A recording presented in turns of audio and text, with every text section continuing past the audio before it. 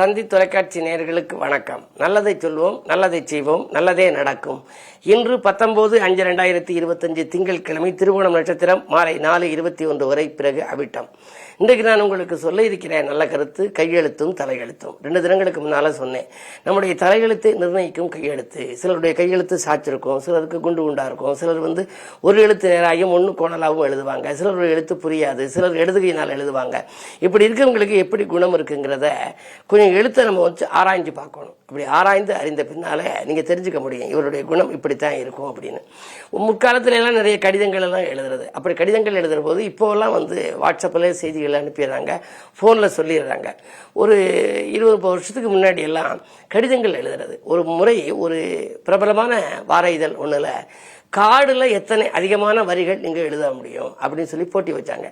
நான் அந்த ஒரு அஞ்சல் அட்டையில 1500 வரி எழுதி அனுப்பிச்சிருந்தேன். எனக்கு தான் பரிசு கிடைக்குங்கிற ஒரு மிகப்பெரிய நம்பிக்கையில் இருந்தேன். ஆனால் அதுக்கு அடுத்த வாரம் அதுக்கு தீர்ப்பு சொல்லி முடிவு வந்துச்சு. ஒருத்தர் 4000 வரி எழுதியிருந்தார். குண்டு குண்டா எழுதியிருந்தார், சின்ன பொடி எழுத்தா எழுதியிருந்தார். அதை நம்ம பூத கண்ணாடி வச்சு தான் பார்க்கணும். அவருக்கு பரிசு கொடுத்துருந்தாங்க. பொதுவாக நம்ம சிறு எழுத்தா பொடி எழுத்தா எழுதுற போது அவருடைய எண்ணங்கள் எப்படி இருக்கும், கொஞ்சம் பெருசா எழுதுறவங்களுக்கு எப்படி இருக்கும். சில பேர் சாட்சி எழுதுவாங்க, வலது பக்கம் சாட்சி எழுதுனா எப்படி இருக்கும், இடது பக்கம் சாட்சி எழுதுனா எப்படி இருக்கும். இந்த எழுத்தை வச்சே அவங்களுடைய குணத்தை நிர்ணயிக்க முடியும். அதுல ஒரு இது எதிர்காலத்து மனநிலை, நற்குணம், முரட்டு குணம், துர்க்குணம் எல்லாமே நிர்ணயிக்கலாம். ஓரெழுத்து நேராயும் ஒன்று சாய்ந்து ஒரு பக்கம் கோணலென உள்ளதாயும். சிலர் எழுதுவாங்க, ஒரு எழுத்து நேரா இருக்கும், அடுத்தடுத்து கோணலா இருக்கும், அடுத்தடுத்து நேரா இருக்கும், அப்புறம் கோணலா இருக்கும். ஓரெழுத்து நேராயும் ஒன்று சாய்ந்து ஒரு பக்கம் கோணலென உள்ளதாயும் யார் எழுதுகின்றாரோ அன்னாரெல்லாம் யாவரையும் நம்பி மிக துன்பம் கொள்வார். பிறர் நம்பி நம்பி நம்பி துன்பம் கொள்வார்களாம். அவங்க போர் தொடுக்கும் குணம் உண்டு, புரிந்த பின்னால் போகட்டும் என சொல்லி அமைதி காண்பார். யாராவது ஏதாவது சொன்னா 2 பார்த்துருப்போம் அப்படிம்பாங்க. அப்புறம் கொஞ்சம் அமைதி அடைவாங்க.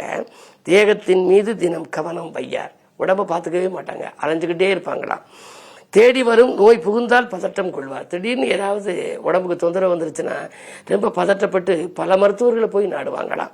அப்படி ஆக மொத்தம் அடிக்கடிதான் குணங்கள் மாறும். இப்படி இருக்கவங்களுக்கு குணம் அடிக்கடி மாறும். நீங்க உங்க நண்பர்கள் வந்தா அவங்க ஏதாவது ஒரு தாள் எழுதி தர சொல்லுங்க. ஓரெழுத்து நேராயும் ஒன்று சாய்ந்து ஒரு பக்கம் கோணலென உள்ளதாயும் இருந்தா யார் எழுதுகின்றாரோ அன்னாரெல்லாம் யாவரையும் நம்பி மிக துன்பம் கொள்வார். யாரையாவது பணம் கொடுத்து ஏமாந்திருப்பாங்க, அல்லது தொழிலுக்காக போயிருப்பாங்க. அப்படி ஏமாற்றங்களை நிறைய சந்தித்தவர்களாக இருப்பார்களாக. கையெழுத்தின் மூலமாக கூட நம்முடைய தலையெழுத்தை நிர்ணயிக்கக்கூடிய ஆற்றல், அறிந்து கொள்ளக்கூடிய ஆற்றல் உண்டு என்ற கருத்தை தெரிவித்து இன்றைய ரசபலன்களை இப்பொழுது உங்களுக்கு வழங்கப் போகின்றேன்.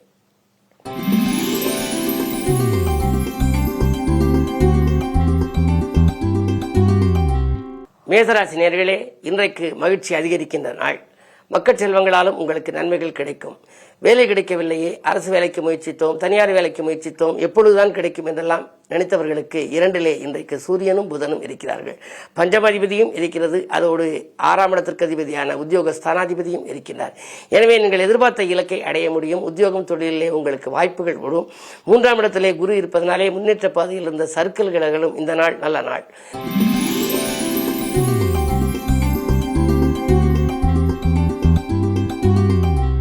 ரிஷபராசி நேயர்களே, உங்களுக்கு புத ஆதித்ய யோகம் செயல்படுவதனாலே கல்விக்காக, கலைக்காக எடுத்த முயற்சிகள் கைகூடலாம். மாமன் மைத்துன வழியில் இருந்த மனக்கசப்புகள் அகலும். பொது வாழ்வில் இருப்பவர்களுக்கு நல்ல பொறுப்புகள் திடீரென தேடி வரலாம். நேற்றைய பிரச்சனை இன்று நல்ல முடிவுக்கு வரும். இந்த நாள் நல்ல நாள்.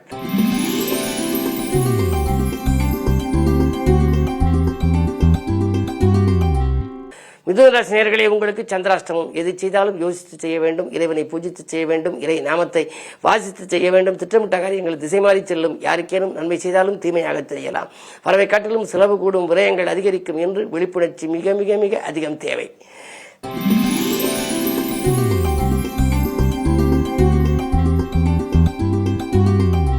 கடகராசி நேயர்களே, உங்களுக்கெல்லாம் உடன்பிறப்புகள் உதவிக்கரம் நீட்டும் நாள். கடன் சுமை பாதிக்கு மேல் உங்களுக்கு குறையலாம். அருகில் இருப்பவர்கள் மூலமாக ஏற்பட்ட சிக்கல்கள் இன்று அகலும். பக்கத்தை விட்டாரின் பகை மாறும். அஷ்டமத்தில் சனி இருப்பதால் அலைச்சல் இருக்குமே என்றாலும் கூட ராகுவும் இருக்கின்றார். அலைச்சலுக்கேற்ற ஆதாயம் உங்களுக்கு உண்டு. லாபஸ்தானத்திலே சூரியன் இருக்கின்றார்.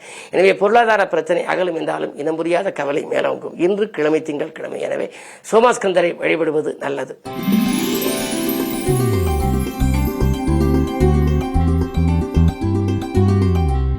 சிம்மராசி நேயர்களே, உங்களுக்கு ஜென்மத்தில் கேது. நாகதோஷத்தின் பின்னணியில் இருக்கின்றீர்கள். எனவே ஏற்றமும் இறக்கமும் கலந்த வாழ்க்கை இருக்கும். பிறரை விமர்சிப்பதால் பிரச்சனைகள் வரலாம். பிரபலங்களை நீங்கள் பகைத்துக் கொள்ளக்கூடாது. தொழிலே நேற்று நடைபெறாத ஒரு சில சம்பவங்கள் இன்று நடைபெறலாம். இருந்தாலும் கூட வாங்கல் கொடுக்கல்கள் சரளமாக இல்லையே, சிக்கல்கள் இருக்கிறதே. ஒரு தொகை செலவழிந்த பின்னால் தானே அடுத்த தொகை வருகிறது என்றெல்லாம் நீங்கள் கவலைப்படுவீர்கள். இருந்தாலும் உங்களுக்கு இப்பொழுது குரு பயிற்சியாகி லாபஸ்தானத்திற்கு வந்திருக்கின்றார். பொறுமையாக இருக்க வேண்டும். குருவுக்குரிய சிறப்பு ஸ்தலங்களுக்கெல்லாம் நீங்கள் சென்று வழிபட்டு வந்தால் வாங்கல் கொடுக்கல்கள் சீராகவும் சிறப்பாகவும் இருக்கும். பண நெருக்கடி அகலும். எல்லா நாட்களும் இனிய நாட்களாக உங்களுக்கு அமையும்.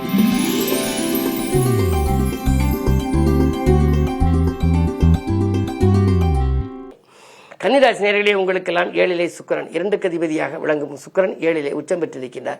எனவே வாழ்க்கை தேவைகள் பூர்த்தியாகும். வாழ்க்கை துணை வெளியே வந்த பிரச்சனைகள் அகலும். அவர்கள் படித்து முடித்து வேலை இல்லாமல் இருந்தால் வாழ்க்கை துணைக்கு இப்பொழுது வேலை கிடைத்து உதிரி வருமானங்கள் கூட வரலாம். 9ஆம் இடத்திலே சூரியன் இருப்பதனாலே பொன்பொருள் சேர்க்கை உண்டு. அது மட்டுமல்ல, பிதிராஜ்ய சொத்துக்களில் இருந்த பிரச்சனைகள் அகலும். முன்னோர் சொத்துக்களில் முறையான பங்கீடுகள் கிடைக்கும். பஞ்சாயத்துக்கள் சாதகமாக முடியும். இந்த நாள் நல்ல நாள்.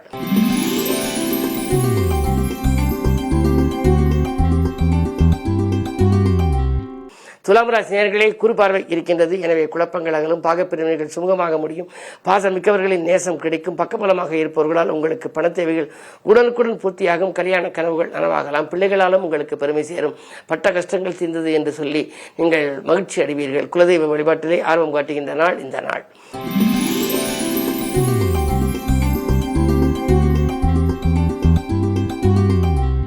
விருச்சிக ராசி நேயர்களே, உங்களுக்கு 7லே சூரியன் இருப்பதாலே அரசாங்க ஆதரவு உண்டு. அரசு வழியில் நீங்கள் ஏதேனும் முயற்சி செய்தால் அது கிடைக்கும். உத்தியோகமாக இருந்தாலும் சரி, தொழிலாக இருந்தாலும் சரி, உங்களுடைய எண்ணங்கள் எல்லாம் எளிதில் நிறைவேற வேண்டுமானால் குருபலம் வேண்டும். அந்த குரு உங்களுக்கு 12, 2 ஆகிய 2 இடங்களை பார்க்கின்றார். 12ஆம் இடத்தை பார்ப்பதனாலே வாகன யோகம் உங்களுக்கு உண்டு. பழைய வாகனத்தை கொடுத்துவிட்டு புதிய வாகனம் வாங்கும் முயற்சியில் ஆர்வம் காட்டுவீர்கள். தூரதேசத்திலிருந்து வரும் அழைப்புகளை ஏற்றுக்கொள்வது பற்றியும் சிந்திப்பீர்கள். இந்த நாள் நல்ல நாள்.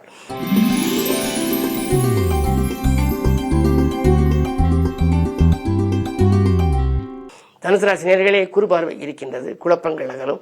உங்களுக்கு குதூகலம் கூடும். பக்கபலமாக இருப்பவர்களின் எண்ணிக்கை உயரும். பாராட்டும் புகழும் உண்டு. பதவி உயர்வு வருவதில் இருந்த தாமதங்கள் அகலும். அதிகாரிகளால் உங்களுக்கு ஏற்பட்ட தொல்லைகள் மாறும். உங்களுக்கு நேற்று வரை தொல்லை கொடுத்து வந்த அதிகாரிகள் இன்று அவர்கள் மாற்றப்படலாம். துணிவும் தன்னம்பிக்கையும் கொண்டு நீங்கள் துயரங்களை வெளியேற்றிக் கொள்வீர்கள். இந்த நாள் நல்ல நாள்.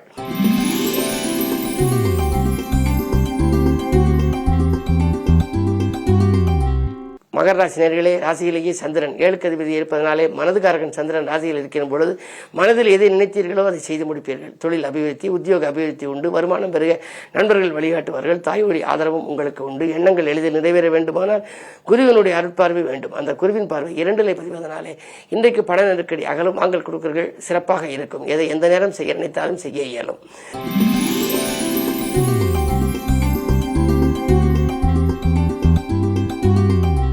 கும்பராசி நேயர்களே, உங்களுக்கெல்லாம் ராசியில் சனி இருக்கின்றார். எனவே ஆரோக்கியம் சீராகி ஆனந்தப்படுத்தும். அதிகார வர்க்கத்தின் ஆதரவு கிடைக்கும். திட்டமிட்ட காரியத்தை திட்டமிட்டபடியே செய்து முடிப்பீர்கள். உடல்நலத்தில் மட்டும் கொஞ்சம் கவனம் தேவை. கைவலி, கால்வலி, மூட்டு வலி என்று வரலாம்.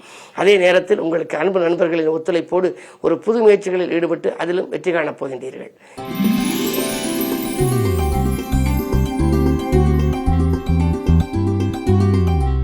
மீனராசி நேயர்களே, ராசியிலேயே சுக்கிரன் உச்சம் பெற்றிருக்கின்றார்.